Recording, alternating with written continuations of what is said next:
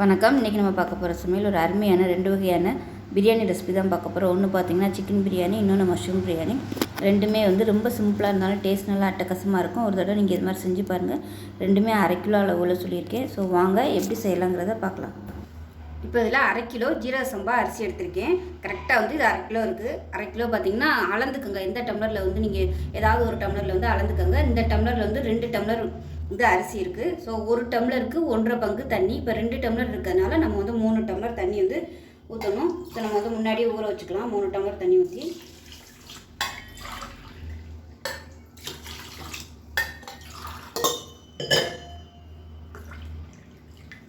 கரெக்டாக 3 டம்ளர் தண்ணி ஊற்றியாச்சு. இது ஊறட்டும். இந்த தண்ணியை தான் நம்ம பிரியாணிக்கு யூஸ் பண்ண போகிறோம். அந்த ஃப்ளேவர் ஃபுல்லாக அந்த தண்ணியில் இறங்கும், அந்த அரிசியோட ஃப்ளேவர். அதனால் எப்போயுமே ஊற வச்ச தண்ணி வேஸ்ட் பண்ணாதீங்க. அதே தண்ணியிலே பிரியாணி செஞ்சிங்கன்னா உங்களுக்கு வாசனையாக இருக்கும். இப்போ இது ஊறட்டும். நம்ம பிரியாணி தாளித்து விட்டுட்டு சிக்கனை போட்டு நம்ம குக்கரில் வைக்கும்போது இந்த தண்ணி நம்ம ஊற்றிக்கலாம். இது ஒரு 20 நிமிஷம் ஊறணும். நம்ம இப்போ ஸ்டார்ட் பண்ணுறதுக்கு முன்னாடி நீங்கள் ஊற வச்சிட்டிங்கன்னா அது வதங்கிறதுக்கு ஒரு 10 நிமிஷம் ஆகும். 10 நிமிஷம் ஊறினதுக்கப்புறம் அந்த தண்ணியை ஊற்றிட்டு அதுக்கப்புறம் ஒரு 10 நிமிஷம் தண்ணி இல்லாமல் அந்த அரிசியை விட்டுட்டோம்னா அது ஸ்டீம் போகிறதுக்குள்ளே கரெக்டாக இருக்கும். இப்போ இது ஒரு 20 நிமிஷம் ஆகட்டும். குக்கர் எடுத்துக்கலாம். குக்கர் சூடானதும் 100 ml அளவுக்கு எண்ணெய் சேர்த்துக்கலாம். இப்போ 25 ml எண்ணெய் சேர்த்துக்கிறேன். மொத்தம் 125 ml எண்ணெய் சேர்த்துருக்கேன். இப்போ இதில் கொஞ்சமாக நெய் சேர்த்துக்கலாம். நெய் உங்களோட விருப்பம் தான். நெய் இல்லாமையும் பண்ணலாம். நான் நெய் ரீஃபைண்ட் ஆயில் தான் யூஸ் பண்ணியிருக்கேன். நீங்கள் கடலெண்ணெய் யூஸ் பண்ணிங்கன்னா நல்லாயிருக்கும். கடலெண்ணெய், தேங்காய் எண்ணெய் யூஸ் பண்ணிங்கன்னா டேஸ்ட் நல்லாயிருக்கும். இப்போ எண்ணெய் சூடானதும் பட்டை ஒரு 5-6 பீஸ் சேர்த்துக்கலாம். இது ரொம்ப லேசான பட்டை. கனமான பட்டையாக இருந்துச்சுன்னா ஒரு 3 எடுத்துக்கோங்க போதும். அதே மாதிரி ஏலக்காய் 4 எடுத்திருக்கேன். இது சின்ன ஏலக்காய் இருக்கிறதுனால 4 எடுத்திருக்கேன். இல்லைன்னா நீங்கள் பெரிய ஏலக்காய் இருந்துச்சுன்னா 2 போதும். கிராம்பு 4 சேர்த்துக்கலாம். இப்போ இது எல்லாமே பொரிய ஆரம்பிக்குது. 75 கிராம் பூண்டு அரைச்சதை சேர்த்துக்கலாம். இப்போ பாருங்கள், பூண்டு நல்லா பொன்னிறமாக வதங்கிருச்சு. எண்ணெய் ரொம்ப காய்ச்சல் அதிகமாக இருந்துச்சுன்னா உங்களுக்கு ரொம்ப அப்படியே கருகி போயிடும். அதனால் லேசான சூடு இருக்கும்போதே நீங்கள் பட்டை கிராம்பை போட்டுட்டு பூண்டு பேஸ்ட்டையும் சேர்த்துக்கோங்க. ஒருவேளை ரொம்ப சூடாகிடுச்சு அப்படின்னா கேஸ் அமர்த்திடுங்க. இல்லை குக்கரை தனியாக எடுத்துருங்க. இப்போ 50 கிராம் அளவுக்கு இஞ்சி பேஸ்ட் சேர்த்துக்கலாம். இப்போ இதையும் சேர்த்து நல்லா பொன்னிறமாக வதக்கிக்கலாம். கருக விட்டுறக்கூடாது. நல்லா பொன்னிறமாக வதக்கிக்கலாம். இப்போ மீடியமான ஃப்ளேமில் நல்லா வதக்கிட்டு இருக்கேன். இப்போ நல்லா அப்படியே எண்ணெய் புரிஞ்சு வரணும், அந்த அளவுக்கு வதக்கிக்கலாம். இப்போ பார்த்திங்கன்னா இஞ்சி பூண்டு பேஸ்ட்டு நல்லா அப்படியே கலர் மாறிடுச்சு பாருங்கள். இந்த அளவுக்கு நல்லா அப்படியே பொன்னிறமாக வரணும். இப்போ நல்லா அப்படியே பொரிய ஆரம்பிக்குது. இந்த ஸ்டேஜில் 100 கிராம் பெரிய வெங்காயம் நீளமாக கட் பண்ணதை சேர்த்துக்கலாம். இது கூடவே 100 கிராம் தக்காளியும் சேர்த்துக்கலாம். இதையும் சேர்த்து வதக்கிட்டுக்கலாம். இதோட ஒரு கைப்பிடி அளவுக்கு புதினா, அதே மாதிரி ஒரு கைப்பிடி அளவுக்கு கொத்தமல்லி சேர்த்துக்கலாம். இதையும் சேர்த்து நல்லா வதக்கிக்கலாம்.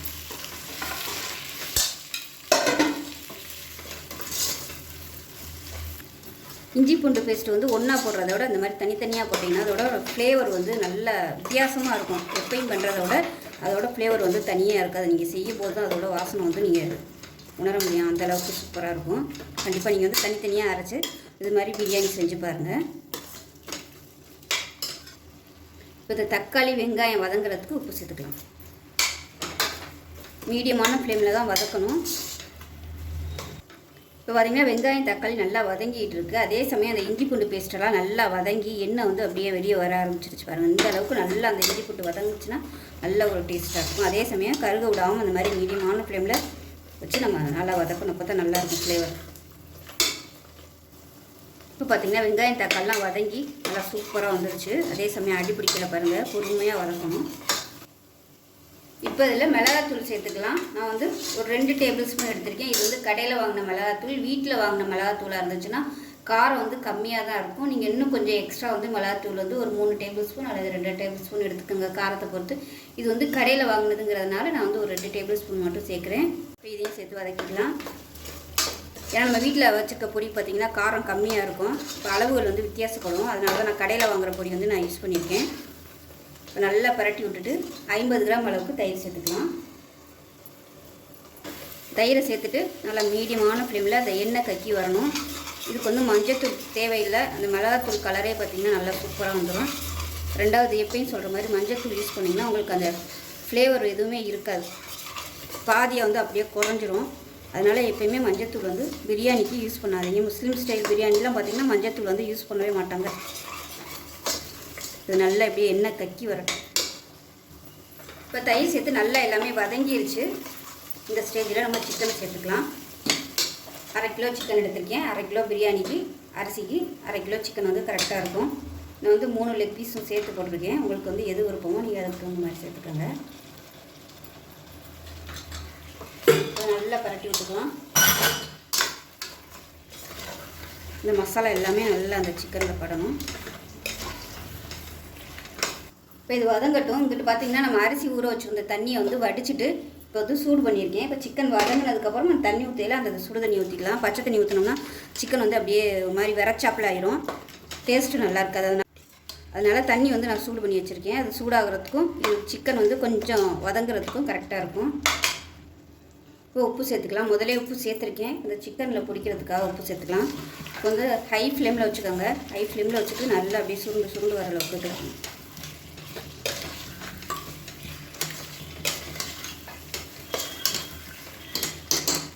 இப்போ நம்ம அதை வந்து விசில் போடாமல் லைட்டாக அப்படியே மூடி வச்சிடலாம். ஏன்னா லெக் பீஸ் வந்து கொஞ்சம் பெரிய பீஸாக இருக்கிறதுனால அது வந்து கொஞ்சம் வேகட்டும். இப்போ பாருங்கள், சிக்கன் வந்து நல்லா அப்படியே அந்த மசாலாவில் வந்து நல்லா எண்ணெய் பிரிய ஆரம்பிச்சிருச்சு. கொஞ்சமாவது அந்த சிக்கனை வந்து நம்ம சூடு ஏற விடணும். எடுத்ததுமே நம்ம டக்குன்னு தண்ணியை ஊற்றிட்டோம்னா ஒரு மாதிரி ஆயிடும். அதனால் கொஞ்சம் நேரம் நம்ம அதிலே விட்டுட்டோம்னா அந்த தக்காளி, வெங்காயம், இஞ்சி பூண்டு டேஸ்ட்டு, அது வாசனை எல்லாமே அந்த சிக்கனில் இறங்கும், உப்பு காரமாக. இப்போ பாருங்கள், தண்ணி நல்லா சூடாகிடுச்சு. ரொம்பலாம் கொதிக்க விடணும்னு அவசியம் இல்லை. புகை வர அளவுக்கு சூடு பண்ணிங்கன்னா போதும்.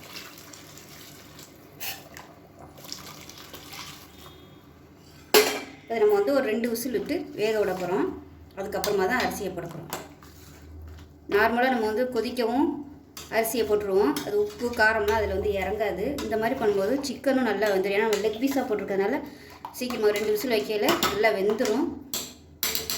நார்மலாக பண்ணுறத விட இந்த மாதிரி பண்ணோம்னா டேஸ்ட் நல்லாயிருக்கும். அதை வந்து மூடி விட்டுடலாம். மூடிட்டு 2 விசில் விட்டுட்டு பார்க்கலாம். கொஞ்சம் ஸ்டீம் போனதுக்கப்புறம் தான் ஓப்பன் பண்ணணும்.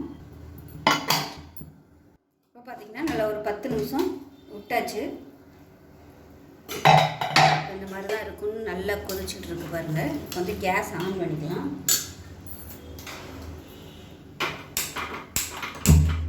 இதில் வந்து உப்பெல்லாம் செக் பண்ணி பார்த்துக்கோங்க. இப்போ தண்ணி நல்லா கொதிக்குது. இப்போ நம்ம அரிசியை சேர்த்துக்கலாம். நான் வந்து இன்றைக்கி தம்மில் தான் பண்ண போகிறேன். உங்களுக்கு வந்து குக்கர் நல்லா இருந்துச்சுன்னா நீங்கள் வந்து நல்லா ஒரு 2 விசில் வச்சுக்கோங்க. இது சில்வர் குக்கராக இருக்கிறதுனால இது வந்து அடி பிடிக்குது. அலுமினியம்னா அடி பிடிக்காது. அதனால் நான் வந்து இன்றைக்கி தம்மில் தான் போட போகிறேன். எப்பயுமே அடி பிடிக்காது. நான் எல்லாத்தையும் போட்டுட்டு சில்வர் குக்கரை வாங்கிட்டு அது என்னடான்னா எல்லாமே அடி பிடிக்குது. எது பண்ணாலுமே அடி பிடிக்குது. அலுமினியம் அந்த இத்தாலியன் குக்கராக இருந்துச்சுன்னா அடி பிடிக்காது. இப்போ கலந்து விட்டுக்கலாம். கலந்து விட்டுட்டு கொஞ்சம் அப்படியே எல்லாம் ஒன்று சுந்து வரட்டும். அதுக்கப்புறமா நம்ம தம் போட்டுக்கலாம். இப்போ அதில் லெமன் ஜூஸ் வந்து நம்ம சேர்த்துக்கலாம். ஒரு பழம் வந்து எடுத்துருக்கேன், அதை சேர்த்துக்கலாம். இது வந்து ஒரு 2 டேபிள் ஸ்பூன்கிட்ட இருக்கும். கலந்து விட்டுட்டு மூடி வச்சிடலாம். விசில் போட வேணாம், அப்படியே இருக்கட்டும். அந்த ஃப்ளேவர் போகாமல் இருக்கிறதுக்காக தான். கொஞ்சம் தண்ணி வற்றினதுக்கப்புறம் நம்ம தம் போட்டுக்கலாம். இப்போ பார்த்திங்கன்னா தண்ணி எல்லாமே கொஞ்சம் ஓரளவுக்கு வற்றிருச்சு. இன்னும் கொஞ்சம் வற்றணும். இப்போ இந்த ஸ்டேஜில் நீங்கள் கிளறி விடும்போது ரொம்ப கவனமாக இருக்கணும். ஏன்னா அப்படியே முகத்தில் தெரிக்கும். ஏன்னா இது வந்து கரெக்டாக 3/4 இது இருக்கிறதுனால அப்படியே நம்ம மேலே வந்து தெரிக்கும். அதில் பெரிய பாத்திரமாக எடுத்துக்கிட்டிங்கன்னா உங்களுக்கு அது மாதிரி தெரிக்காது. அதனால் கிளறும் போது இந்த ஸ்டேஜ் வரைக்கும் வந்ததுக்கப்புறமா அடுப்பு நல்லா குறைச்சி வச்சுக்கோங்க. ரொம்ப ஹையில் இருந்துச்சுன்னா உங்களுக்கு அந்த தண்ணி ஃபுல்லாக அப்படியே மேலே தெரிக்கும். இந்த மாதிரி மட்டும் அடி பிடிக்காமல் கிளறி விட்டுக்கணும்.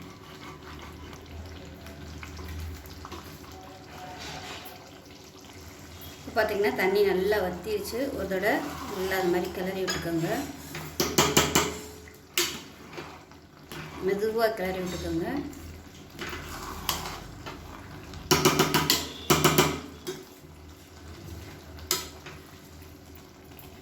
கிளறி விட்டுட்டு தோசைக்கல் வந்து சூடு பண்ணி வச்சுருக்கேன். அந்த தோசைக்கல்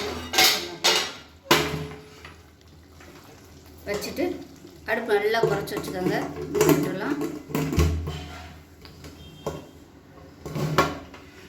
மூடிட்டு விசில் போட்டுக்கலாம். இது வந்து விசில் வராது, நல்லா அந்த தம்மிலே வந்து இருக்கட்டும். ஒரு 20 நிமிஷம் ஆகட்டும். 20 நிமிஷம் பிரியாணி எப்படி இருக்குன்னு பார்க்கலாம். அதுக்காக சூப்பராக வந்துருச்சு. சாதம்லாம் நல்லா அப்படியே மலர்ந்து போயிருக்கு, அதே சமயம் நல்லா உதிரி உதிரியாக இருக்குது வரணும். சூப்பராக வந்துருச்சு. இது வந்து நம்ம அப்படியே எடுத்து ஹாட் பேக்கில் கொட்டிடலாம். ரொம்ப நல்லா அருமையாக வந்துருச்சு. ஒவ்வொரு பீஸுமே லெக் பீஸ்லாம் பார்த்திங்கன்னா சூப்பராக வந்துருக்குறோம். இப்போ நமக்கு பிரியாணி ரெடி. இப்போ நம்ம சிக்கன் வறுக்க வேண்டியதான் பாக்கி. சிக்கன்லாம் குக்கர் சூடானதும் எண்ணெய் பார்த்திங்கன்னா 150 ml வரைக்கும் எண்ணெய் சேர்த்துக்கலாம். அது வந்து நீங்கள் நெய், தேங்காய் எண்ணெய், கடலெண்ணெய் எதுனாலும் கலந்து எடுத்துக்கலாம். எடுத்திங்கன்னா 125லேருந்து 150 வரைக்கும் எண்ணெய் தேவைப்படும். நான் வந்து 125 ml வரைக்கும் எண்ணெய் சேர்த்துருக்கேன். நான் வந்து நெய் சேர்க்கல, நெய் வந்து கொஞ்சம் சூடானதுக்கப்புறம் சேர்த்துக்கலான்னு வச்சுருக்கேன். எண்ணெய் சூடானதும் பிரியாணியில் 2 சேர்த்துக்கலாம். பட்டை வந்து ஒரு 3 பீஸ் சேர்த்துக்கலாம். 3 ஏலக்காய், ஒரு 4 கிராம்பு சேர்த்துக்கலாம். இப்போ இது எல்லாமே பொரிய ஆரம்பிக்கவும் 200 கிராம் பெரிய வெங்காயம் நீளமாக இருக்குனால சேர்த்துக்கலாம்.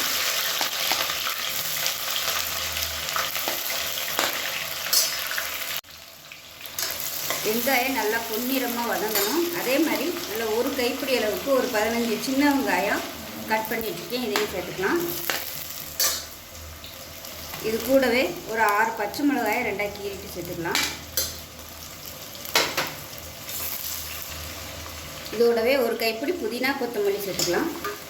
எண்ணெயில் சேர்த்துட்டோம்னா அந்த இலையெல்லாம் நல்லா வதங்கிடும்.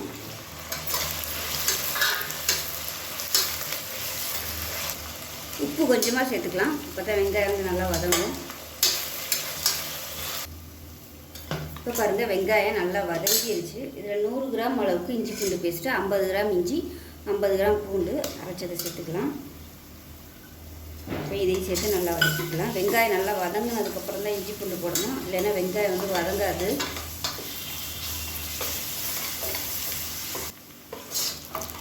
இஞ்சி பூண்டு பேஸ்ட் நல்லா வதங்கிருச்சு. 1 டேபிள் ஸ்பூன் மிளகாத்தூள், 1/2 டேபிள் ஸ்பூன் தனியாத்தூள், 1/4 டேபிள் ஸ்பூன் கரம் மசாலா, அதே மாதிரி 1/4 டேபிள் ஸ்பூன் மிளகுத்தூள் சேர்த்துக்கலாம். இதை லேசாக எண்ணெயில் வதக்கி விட்டுக்கலாம்.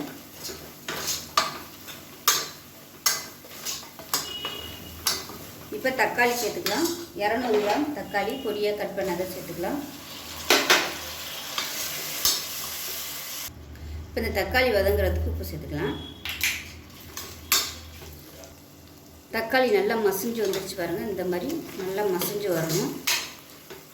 மூடி வச்சு வேக விட்டிங்கன்னா உங்களுக்கு தக்காளி வந்து சீக்கிரமாக மசிஞ்சிடும். இப்போ 100 கிராம் அளவுக்கு தயிர் சேர்த்துக்கலாம். இதே அளவு நீங்கள் 1 kg எடுக்கிறீங்கன்னா அப்படியே டபுளாக எடுத்துக்கோங்க எல்லாமே. இப்போ இந்த தயிர் சேர்த்து அதில் வந்து எண்ணெய் பிரிஞ்சு வரட்டும். இப்போ பாருங்கள் எல்லாமே நல்லா வதங்கி இந்த அளவுக்கு எண்ணெய் பிரிஞ்சு வந்திருக்காங்க பாருங்கள். இந்த மாதிரி தொக்கு மாதிரி வரணும், அப்போ தான் நல்லாயிருக்கும். இப்போ வந்து நம்ம மஷ்ரூம் சேர்த்துக்கலாம். 2 பேக்கெட் மஷ்ரூம் எடுத்திருக்கேன். கொஞ்சம் பெருசாகவே கட் பண்ணிக்கோங்க, வதங்குச்சுன்னா சுருங்கிடும், அதனால் பெருசாகவே கட் பண்ணிக்கோங்க. இதில் விருப்பப்பட்டால் நீங்கள் பட்டாணி சேர்த்துக்கலாம், இல்லை ஒரு கேரட் சேர்த்துக்கலாம். எது விருப்பமோ நீங்கள் சேர்த்துக்கலாம். ஏன்னா மஷ்ரூம் வந்து எப்போயுமே சுருங்கிடும், நமக்கு வெறும் ரைஸ் மட்டும்தான் இருக்கிற மாதிரி தெரியும். அதனால் கொஞ்சம் காய்கறி சேர்த்திங்கன்னா உங்களுக்கு அளவு வந்து கூட வரும். இப்போ இந்த மஷ்ரூமையும் கொஞ்சம் எண்ணெயில் வதக்கிக்கலாம். இப்போ பாருங்கள் மஷ்ரூம் சேர்த்துட்டு அதுவும் நல்ல எண்ணெய் பிரிஞ்சு வந்துருச்சு பாருங்கள். இந்த ஸ்டேஜ் வரைக்கும் நம்ம வந்து வதக்கணும். இதிலே வந்து தெரிஞ்சிடும், இந்த அளவுக்கு வதக்குனிங்கன்னா உங்கள் பிரியாணி வந்து நல்லா சூப்பராக வரும். வதக்குறதுல தான் இருக்குது பிரியாணியோட டேஸ்ட்டு. ஒவ்வொன்றே நல்லா எண்ணெய் பிரிஞ்சு வர மாதிரி வதக்கணும். இப்போ நான் வந்து 1/2 கிலோ ஜீரக சம்பா அரிசி எடுத்திருக்கேன்.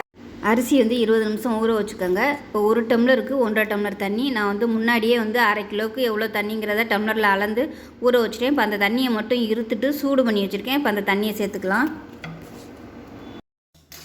இப்போ தண்ணியை சேர்த்துட்டு கொஞ்சம் கொதிக்க விட்டுக்கலாம்.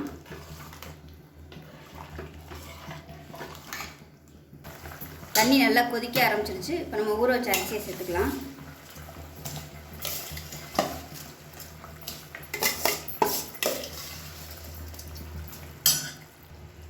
இப்போ அரிசியை சேர்த்துட்டு நல்லா கலந்து விட்டுட்டு உப்பு செக் பண்ணி பார்த்துக்கோங்க. அதே மாதிரி புளிப்பு எப்படி இருக்குன்னு பார்த்துக்கோங்க. புளிப்பு பத்தலைன்னா நீங்கள் எலுமிச்சம்பழம் ஒரு 1/2 முடி பிழிஞ்சிக்கலாம். நான் வந்து இதில் மஞ்சத்தூள் போடலை. மஞ்சத்தூள் போட்டால் ஃப்ளேவர் எல்லாமே போயிருங்கிறதுனால நான் மஞ்சத்தூள் யூஸ் பண்ணல. உங்களுக்கு விருப்பம் இருந்தால் நீங்கள் மஞ்சத்தூள் யூஸ் பண்ணிக்கோங்க. உப்பு கொஞ்சம் சேர்த்துக்கலாம். அதோட நெய் வந்து கொஞ்சம் மிச்சம் வச்சுருந்தேன். இப்போ அது இந்த நெய்யும் மேலாப்பில் சேர்த்துக்கலாம். ஒரு 25 ml நெய் சேர்த்துக்கலாம். கலந்து விட்டுட்டு மூடி வச்சிடலாம்.